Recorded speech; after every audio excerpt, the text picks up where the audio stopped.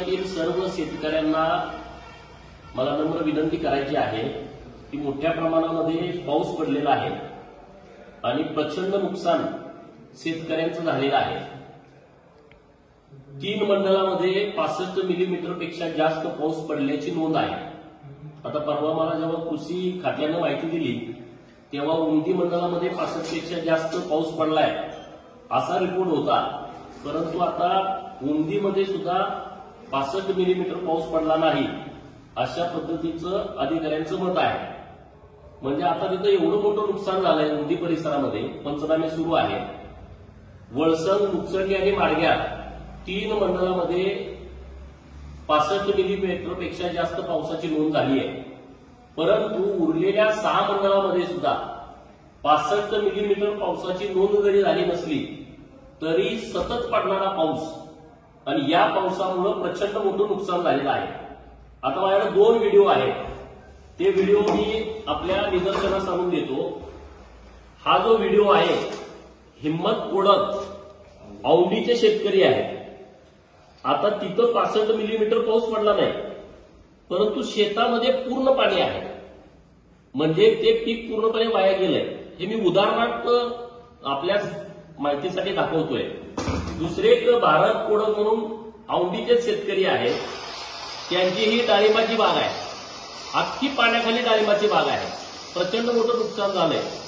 हीच परिस्थिती जत तालुक्यातील उरलेल्या 6 मंडळाची आहे आणि म्हणून माननीय राज्याचे मुख्यमंत्री महोदय यांना मी आज विनंती केलेली आहे की जत तालुक्यातील राहिलेल्या 6 मंडळामध्ये सुद्धा पंचनामे झाले पाहिजे।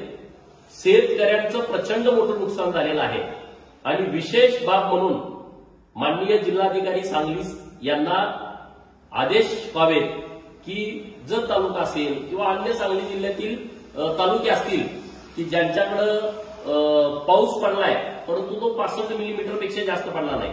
आता औंढीपासून सेगाव इथं पाऊस कमी आहे थोडाफार, परंतु तिथं 65 मिलीमीटरची नोंद नाही।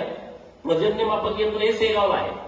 आता खैरावची परिस्थिती मी परवा सांगितली, खैरावपासून जवळपास 22 किलोमीटरवरती सेगाव आहे आणि तिकडं मंगळवेढा तालुक्यातलं भोसे मंडल हे 12 किलोमीटर आहे आणि भोस्यामध्ये 65 मिलीमीटर पेक्षा जास्त पावसाची नोंद झाली आहे। उमदीमध्ये ही परिस्थिती आहे, पण उमदीच्या बाजूला मंगळवेढा तालुक्यातलं हुलजंती मंडल आहे आणि तिथं 65 मिलीमीटर पेक्षा जास्त पाऊस आहे।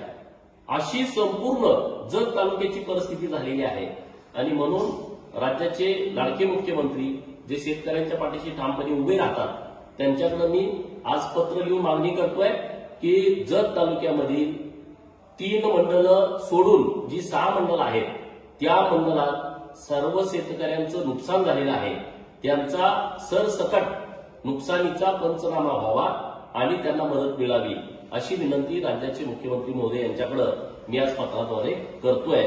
त्यामुळे शेतकऱ्यांनी चिंता करण्याचं कारण नाही। आता जिथं पंचनामे सुरू आहेत, मनुष्यबळ त्यांच्याकडे कमी आहे। मी दररोज 2-3 वेळा आपल्या प्रांत अधिकारी साहेबांशी, तहसीलदार साहेब किंवा अपर तहसीलदार संत मॅडम आणि कृषी अधिकारी यांच्याशी मी सातत्याने संपर्कात आहे। तर आपलं जे नुकसान झालंय त्याची भरपाई होण्याच्या दृष्टिकोनातून मी प्रयत्नशील आहे, चिंता करू नका।